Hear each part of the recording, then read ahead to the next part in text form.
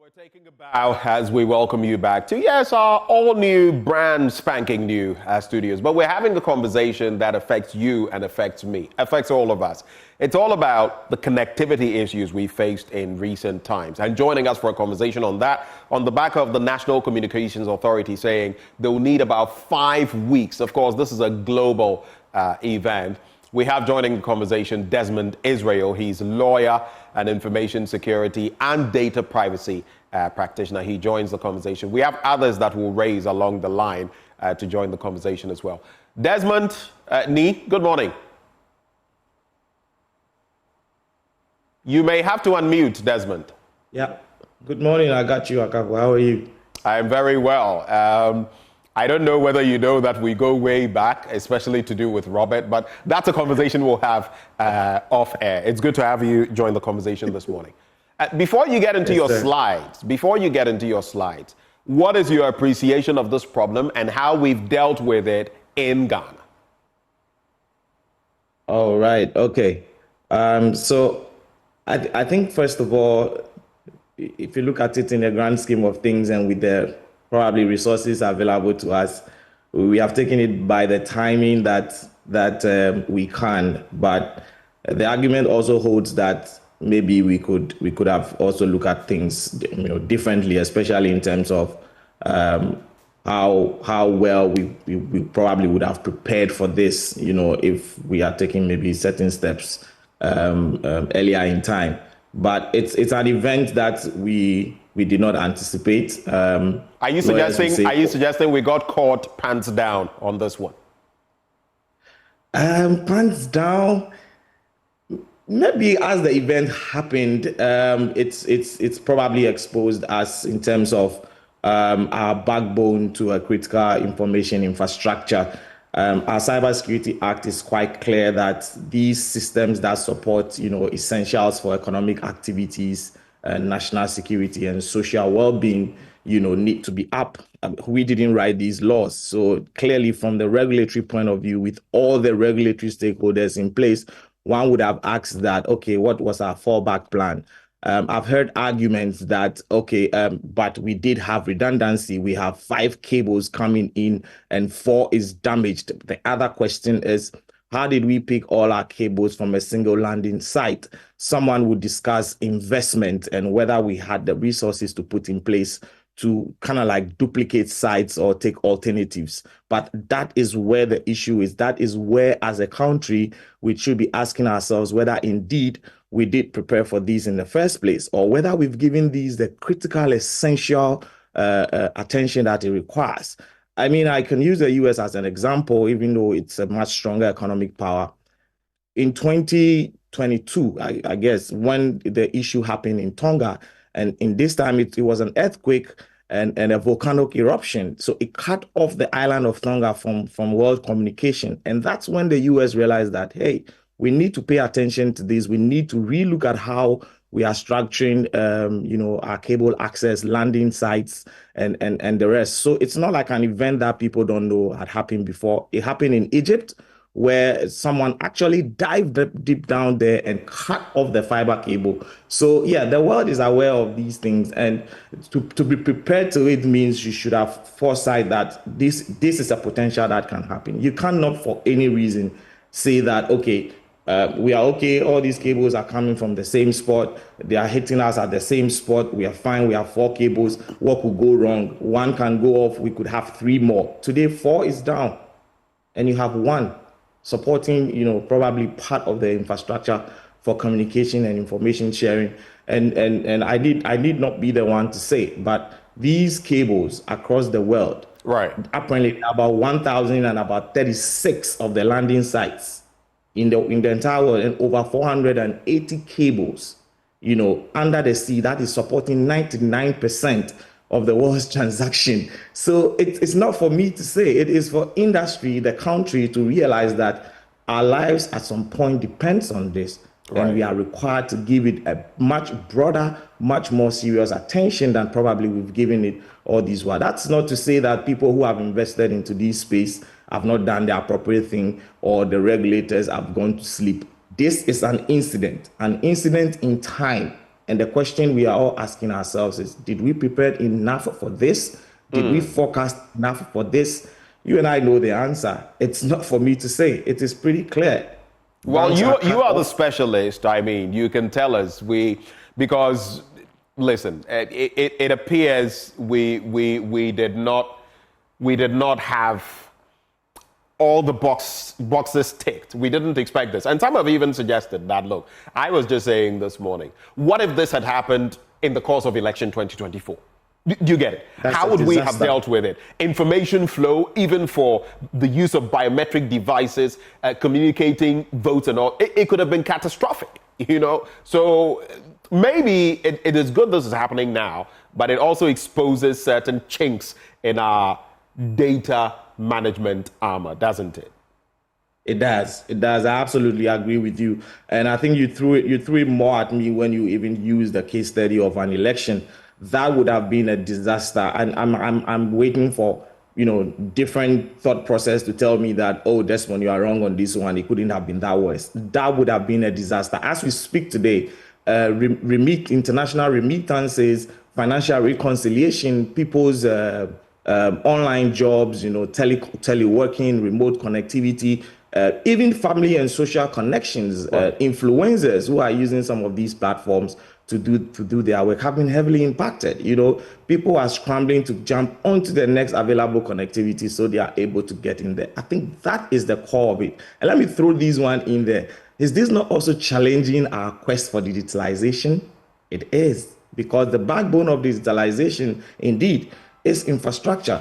And one of the key infrastructure for that is what we are experiencing today, the backbone to the internet, commercial undersea telecommunication cables. And I've stated already, it controls 99% of the data flow of the world. The transactions that are happening under the sea. So you're right when you said that this could have been catastrophic if we're in an election year. It would have been chaotic. Well, hopefully this teaches us the requisite lessons. But let's now get into your slides. The issue, of course, the countrywide disruption of internet connectivity. Walk us through your presentation.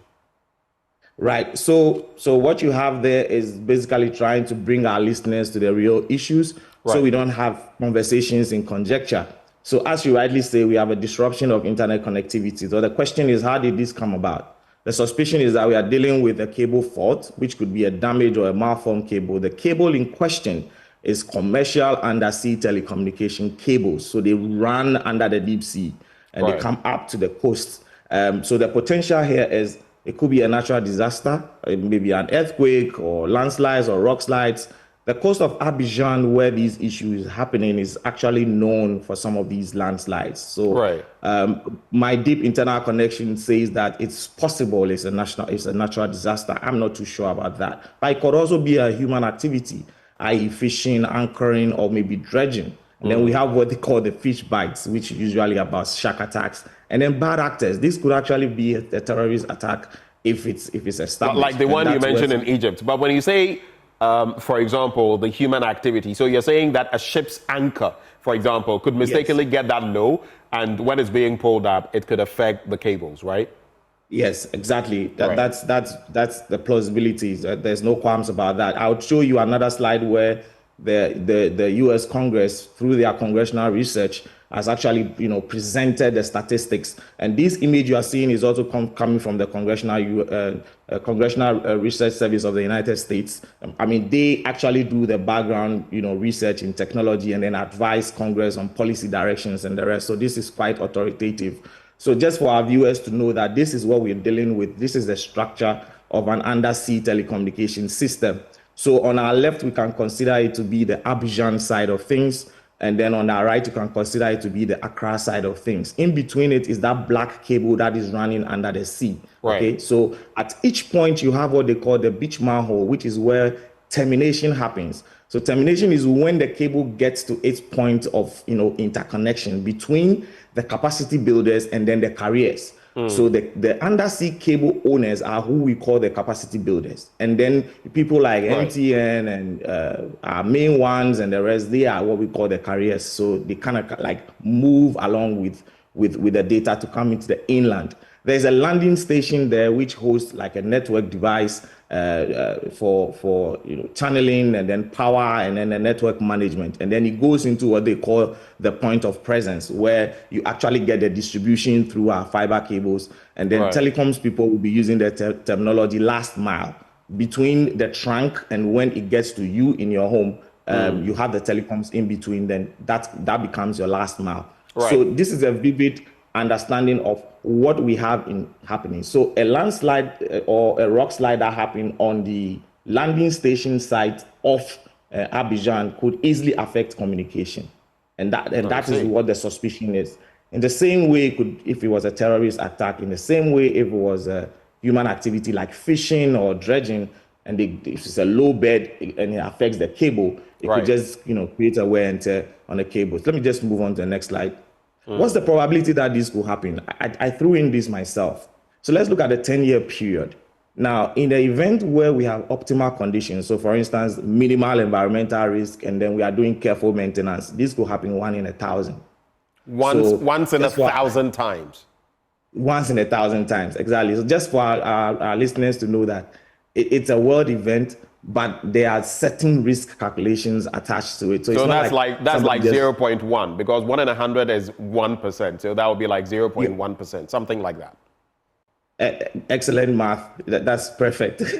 And then if we have a low probability will be when there are typical conditions. So 1 in 100 for every 10 years. So for instance, if we have minor seismic activities around the landing station or at the seabed, then we could have a 1 in 100 possibility with the fishing activities and natural wear and tear. Natural wear and tear is also known as suspension and abrasion. And then you have the moderate probability, which is 1 in 50, that could happen if the region is indeed prone to a lot of natural disasters, like earthquakes and underwater slides. And like I said, because Abidjan was mentioned and I did my little research, I can tell you that Abidjan is a place that you possibly can have landslides. So these are some of the risk factors we would want to consider when we are looking at the solution. How do we diversify? Do we need all 4 cables coming from there, because glow doesn't come from that landing. So, and then finally, on the high probability will be 1 out of 10 if the situation is extreme. So these things are workable, and I think listeners need to be educated on that these are possibilities, and that is why as a country we want to look at how we also engage in setting up some of these infrastructure. Yes, they are private investments. Indeed, 65% of the world's undersea cables are actually single owned, and 33% is actually known to be owned by consortiums. Just about 2% is state owned. So if you look at the statistics and the investment, indeed it's a private investment, it's private ownership. But the US and other countries have proven that if you have a stronger regulatory relationship, both internationally and with these private players, you could get to actually, from a national security point of view, you could get how these maintenance are done and how these implementations are done, so that it does not impact your economic activities largely. A case in point is what Ghana is experiencing now. Quick one before you proceed, lest I forget. There are different suppliers, let me call them that, distributors or owners of this infrastructure, ACE among others. What is best practice? Because like you've mentioned, some of them are on one system and 4 cables are down. It means you've basically been cut out. What is the practical thing to do? Use one entity or use multiple entities? You'd use multiple entities. I mean, someone could argue today that we have multiple entities. We have WACS, we have ACE, we have SAT3. One would have said that there's no way we would have had all of them gone down at the same point. But the issue here we are looking at is the landing station. This didn't happen at the landing station. So it means all these 10 cables come to Abidjan at one point and then distribute to us. I have another slide that would even give you a more graphical representation of how the cables came into Accra. And so in the same way, cables that are in Accra are hitting one landing station. So let's assume something happened in Accra that affects that landing station. The same scenario would have happened. So experts will say diversify your landing station. So these are some of the measures you can Which put in means from a which means regulatory we've not point of done view. that. We have a single landing station in Accra. We've not diversified the landing No, we've station. not diversified. We have a single landing station in Accra. We have a single landing station in Abidjan. Of course, from all the previous assessment they may have done, like I said, they would never have anticipated or probably have given the very negligible anticipation that there could be an impact that could affect all 5 cables at one single landing station. But information security, critical national infrastructure, at least today, do not operate like that. You operate with the worst case scenario in mind. And that is what we have on our hands. So now, as a data privacy practitioner, would you propose that in the case of Ghana, for example, it is needed, especially considering we're in an electoral year and there could be this again, should we have another landing station? Is that your proposal?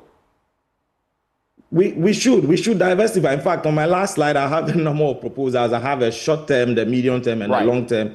And yes, I do agree that we should, but it is the investment that determines whether you can do these things. So a landing station is actually part of your long term or your tail end of your medium term to do it, because it's an investment. You know, how you have to reroute these cables. They are not cheap. You know, the operators have profit making in mind, but how strong is your regulatory regime to make a case that your national backbone, your economic activities, your national security, social well-being of your citizens are routed through this cable, and therefore you have a stronger interest in how these cables are diversified? That is the question we have to answer as a country, you know. All right, so let's go ahead with your presentation then.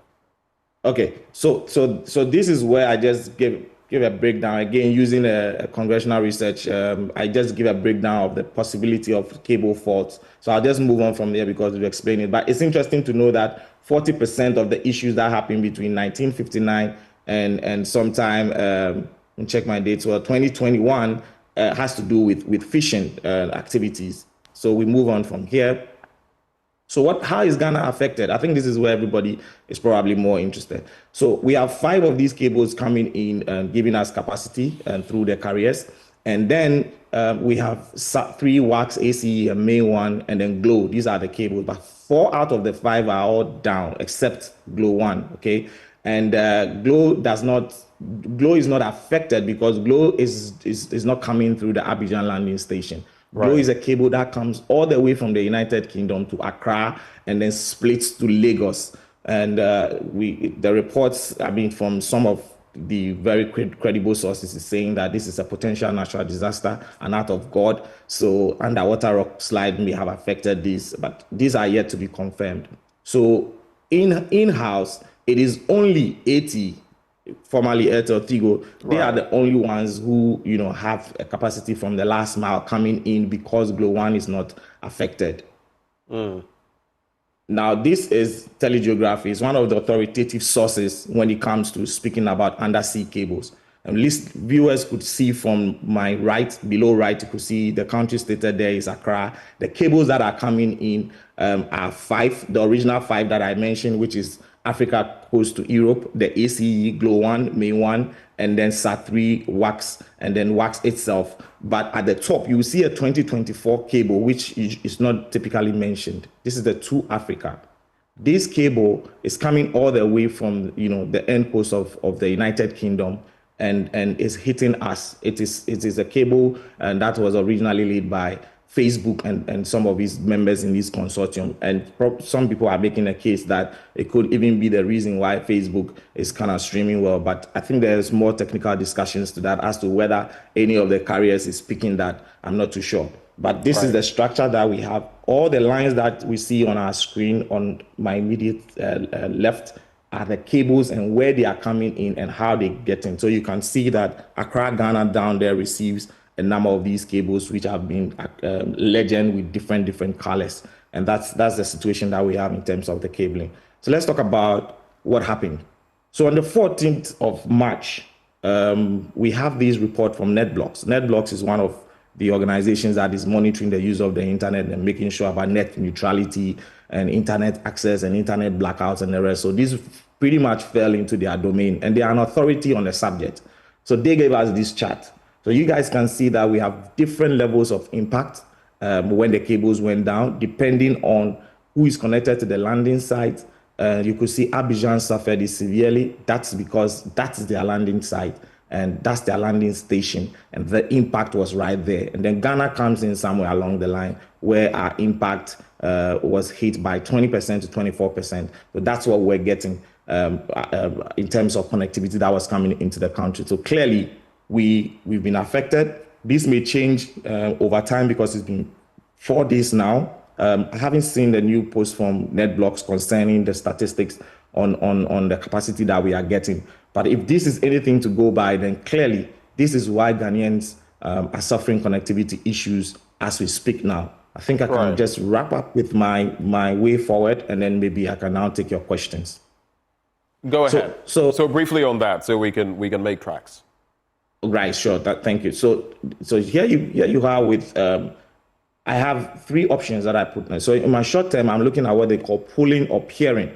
Now, this is because currently Glo is working. Glo 1 is fine, it's active. So you would expect that the other carriers would be able to peer to Glo 1, but I concede. This is subject to peering agreements and capacity. Now, I've heard capacity arguments that, well, Glo doesn't have the capacity to go, blah, blah, blah. I bet to differ a bit, and maybe if a later expert has a different opinion, that's fine. But at this point, I bet to differ. This is the reason why.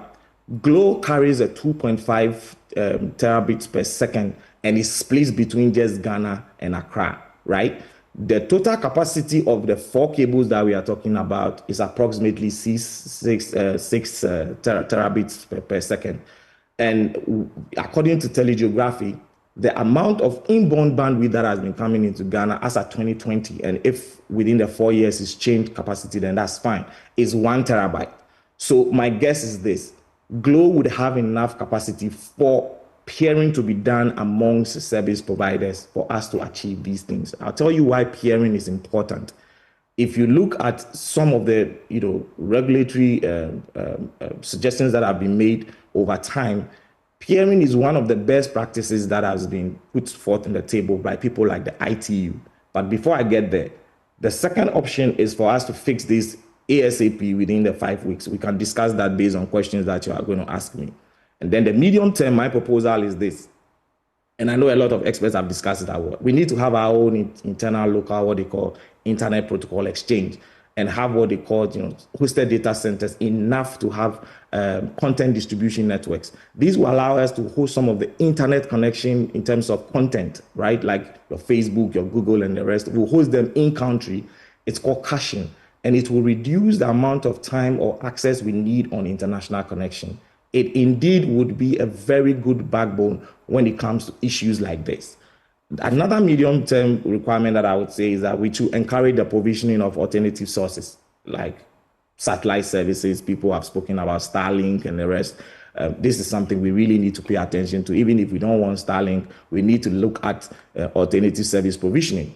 My long-term proposal is that, first of all, regulator needs to sit up and start to look at how we get our cable protection standards. When you say regulator, what do you mean? National Communications Authority?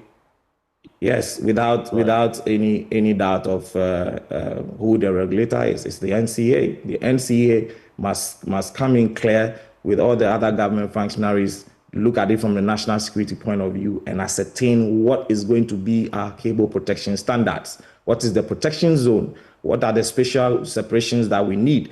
Can we consider cable hotspots like places that you're going to have terrorist attacks, places that are prone to natural disasters? We also need to look at alternative landing stations. You've asked me a number of questions on these already. Diversify. And then, of course, we can explore terrestrial cabling, which is trying to get the cabling in-house. There's a downside to that, and I will concede there's a downside to that. But if it's an option that would help us to deal with a situation like this, then we need to look at it. And then finally, as I mentioned with the ITU, they have what they call the open access architecture. And this is where peering mandates, the regulator can leverage on peering mandates and also regulatory backed interoperability, so that if one goes down, the other can jump on. I'm sure if we have a strong peering mandate, probably on the day that it happened, that it became clear to us that 4 cables were down, all service providers will probably be, running through to Glo 1. I don't know what the peering agreements are. I don't know what the peering mandates are. I don't know what our cable protection standards are. If we do have them and we're still 4 days down, then that's a very big question of how we set these structures up. Right. That will be the end of my presentation. All right, so thank you for making that presentation. Some quick questions I'd like to run by you. One, should the NCA be doing more as of this point in time? Yes, they've told us we can look forward to this being resolved in a matter of about 5 weeks. Should they and can they be doing more? I think by now they're probably most likely looking at how soon they get the undersea cable repair going. 5 weeks is possible, but is 5 weeks okay for all of us as a country? Do we have to wait 5 weeks?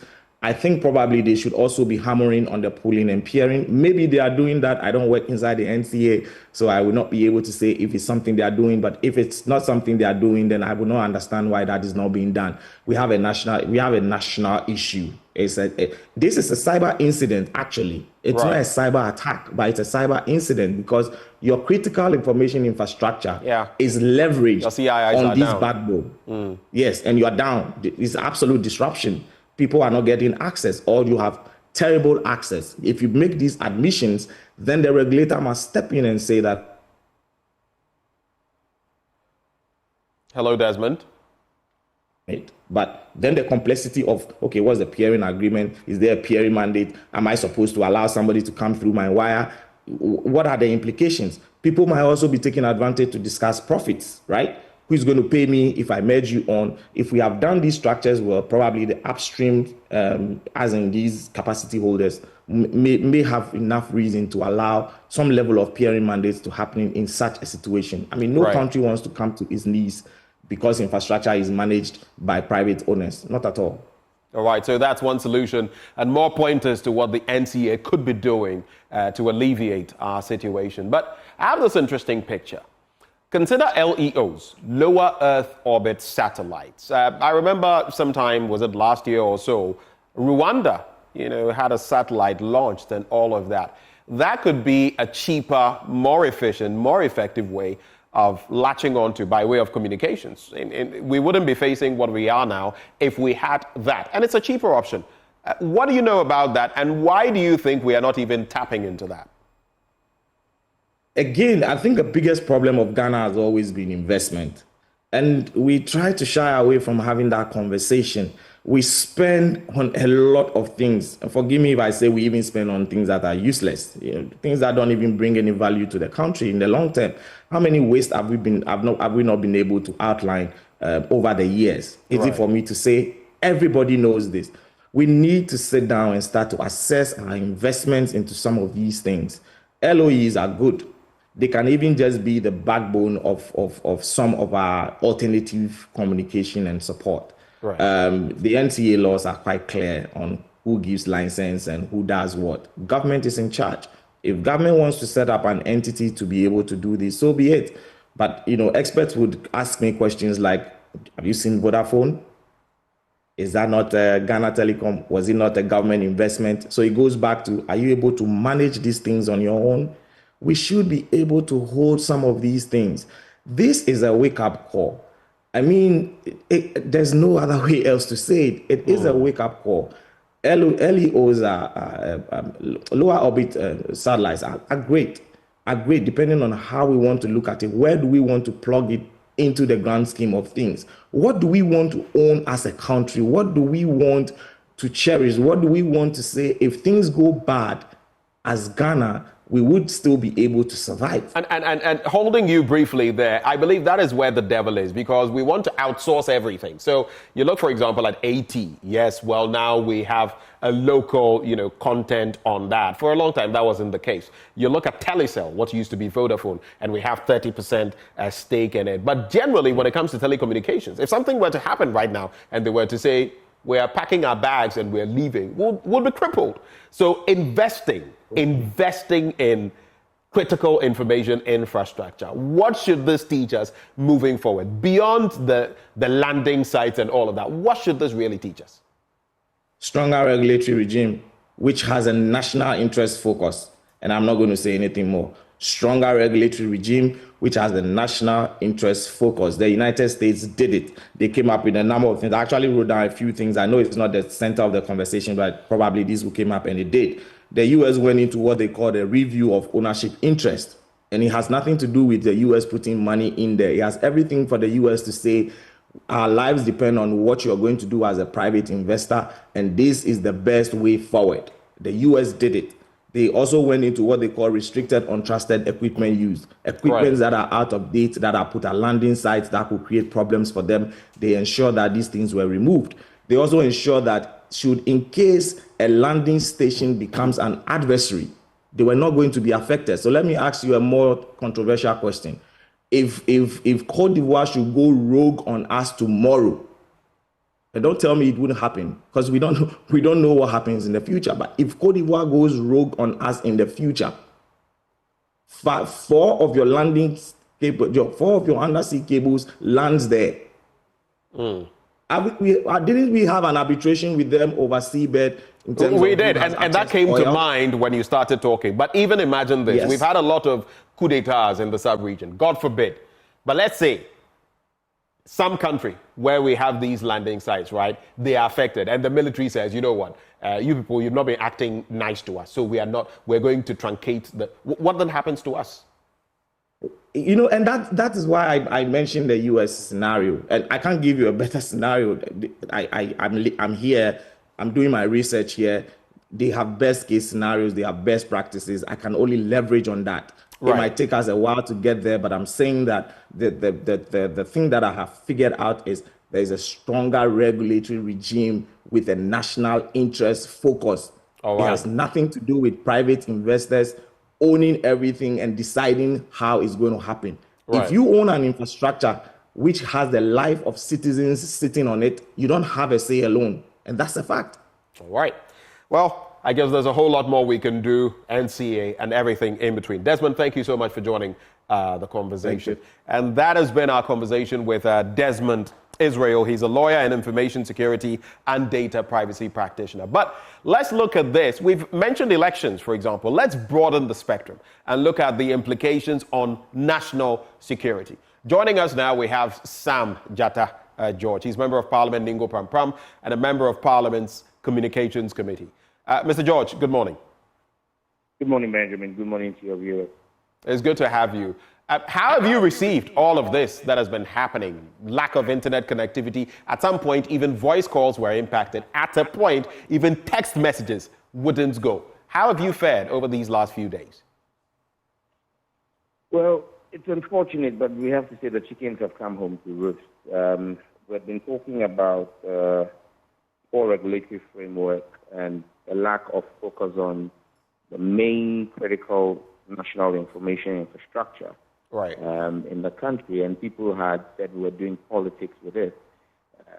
People at the regulator, people at the ministry felt that we were simply doing politics. But I think that this has exposed our lack of preparedness as a country. This has exposed the lack of regulatory framework at the NCA. And this has exposed the fact that literally our regulator is not regulating and working in the interest of the Ghanaian people, but is working for the bottom line of the telecom operators. But wait, when you put the NCA, the National Communications Authority, in that light, they have come to tell us that we have 5 weeks and likely there will be some restoration or normalcy when it comes to the service we were enjoying. Then you make them appear to not be doing anything. Is that what you're suggesting? But the NCA is not doing anything. Holding a meeting with subsea cable operators, and the subsea cable operators telling you that the earliest we can do this is 5 weeks, and you putting out a statement to say that, well, the operators say they can do this in 5 weeks. What have you done? At least they've had a meeting. They've had communications. You know, these things can't be rushed. They are technical stuff. We can get any secretary anywhere in the world to call a meeting of people and take down the minutes and do a report for us. That's not what we pay the regulator for. What would you have expected? What would you have expected from the MPA? If you look at how If you look at how regulators in Côte d'Ivoire, and you see, I listened to the last part of your earlier conversation. It's not entirely correct that Côte d'Ivoire on its own could wake up and compromise Ghana in that manner, because there are different landing points. But basically, it's a loop that's been created. So if there's a problem in one loop, all that has to be done is a rerouting of the loop can be done. And that's what's happened even in Cote d'Ivoire, where the cable landing points have been impacted. Because they have an alternate cable landing point by a network operator called Move, you've immediately seen pooling of resources. And so even in Cote d'Ivoire, the access to internet has remarkably improved over the last 24, 48 hours.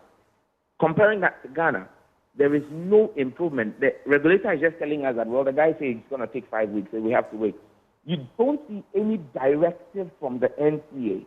The NCA statement, and don't tell me they've given a directive. If they gave a directive, it should have been encapsulated in their public statement. In their public statement, you've not seen any regulatory directive being issued at the regulators saying to them that, well, if it's going to take 5 weeks from when you can mobilize, and let's be clear, the statement did not say 5 weeks from when the statement was issued. It's 5 weeks from when the subsea cable repair ships can be mobilized. I know that two of those ships have been mobilized by two of the operators, I think Wax and Ace. But the point is, they're just reporting what the regulators, the operators are saying. What's the regulator's own intermediary action by way of policy directives to the telco saying, well, if this is happening at this point in time and you give a 5 weeks time, then what happens to the customers who the regulator is supposed to protect in the 5 weeks? That statement was silent on that. Absolutely no direction. Do you think that was a failure on the part of the NCA? I don't think, I know. It's a failure. It's a clear failure because, look, the NCA's job as a regulator primarily is to protect the interest of customers of the telco. Right. Not to protect the interest of the telco. So in this instance, you feel they are not defending the ordinary Ghanaian or the ordinary person in Ghana, the customers of the telcos. You've seen 4 releases from the NCA. Can you point out to me any line, any sentence in any of the 4 releases so far by the NCA that points to customer protection? That protects your rights as a telecoms customer in Ghana. The NCA has basically the NCA is actually struggling and competing with the Ghana Chamber of Telecoms. Right. The Chamber of Telecoms is Dr. Ken Ashigbe and his team. Is an advocacy group for the telecoms companies. Right. My big brother Ken Ashigbe runs that chamber currently as CEO, and the job of the chamber is to advocate the rights and interests of the telcos. The job of the regulator is to advocate, protect, and defend the rights of the customer. But now you have the NCA competing with the Chamber of Telecoms to put out the narrative of the telco. So let me get this clearly. That's unfortunate.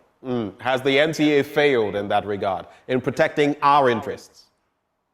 Second, there's no nicer way to put it, especially when you see how other regulators are using regulatory tools in Nigeria, in Ivory Coast, even in Sierra Leone. Sierra Leone comes to Ghana to learn from us. And you see how the regulators there are taking proactive steps in the last 48 hours to improve the capacity in country. Ghana is still sitting at barely 10% on WACC and 10% on Main 1. The same Main 1 that serves Ghana serves Nigeria. How is it that Main 1 has almost restored full capacity to Nigeria? It's the same cable loop that runs through Abidjan, lands in Accra, lands in Lomé, and lands in Lagos. How is it that they've been able to reroute capacity through and bypass the Abidjan problem to make sure that Nigeria has enough capacity? And they've skipped Accra. Well, and this is a player landing in Ghana. So what's the NCA saying to them? Right. And there are questions to be answered there. Of course, I hear of people who have lost jobs, remote jobs on the back of this, who work virtually, among other consequences. For us in the media, for example, it's been pretty delicate a situation. You know, Benjamin, one group that's not been spoken about well enough is the young fintech group ecosystem in Ghana. Right. The fintechs have been heavily impacted Because you see, many of them are payment service providers. Their payment service gateways are sitting in servers outside the country, but they communicate through their aggregators here in Ghana. And the payment service gateways here in Ghana. Many of them, look, and people, I don't want to mention companies, but many of the top payment platforms, these are young fintech. People who use those apps will tell you that since Thursday, since Friday, they've not been able to make payments. They've not been able to do anything. People are supposed to send money through those platforms to mothers and fathers and grandparents to buy critical medication. They can't send the money. And it's not because, and nobody's really thinking about how this is affecting this payment service providers, this fintech. This is a small ecosystem that we're looking to grow as a country. And that's why, for me, it must go beyond the rhetoric of digitalization and Mr. Digitization to what exactly are you doing in critical times like this to ensure that the people who are the real drivers of our digital economy, who have been most adversely impacted, because many of them have contracts with foreign remittance companies, right, like Remitly, like Western Union. And you have people, clients from the UK, from the US, from Europe, trying to do remittances, and these Ghanaian payment service providers are literally sailing on their SLAs. Because they have SLAs with all of these foreign partners that they have. And 96 hours down the line, many of them are unable to process payments. Do you know what that does to their contracts? Do you know how many what the kind of impact, how many fintechs are going to be impacted and possibly go down because the regulator is not thinking about this critical space to see what you can do to step in? It's sad. Sam George, we're grateful for your time with us on this all-important matter. And right before you go, though, I just want a quick response on this, very quickly. So as Communications Committee of Parliament, what are you doing about this? What do you expect to do? Well, we have a briefing with the Minister on a different issue tomorrow. And I'm sure that we are going to step down whatever issue it is to the back burner because it's on ICT policy and all of that. That will have to step down on the back burner, and she needs to give us a proper brief tomorrow before we go into whatever she wanted to meet with us on, which had already been scheduled for tomorrow. So hopefully tomorrow we'll get some concrete answers out of the minister by way of policy direction from the ministry on the way forward. Sam George, thank you very much. Sam George is Member of Parliament for Ningo Pram Pram. He's a member of Parliament's Communications Committee. He just joined the conversation there. Earlier we also had Desmond Israel on that matter.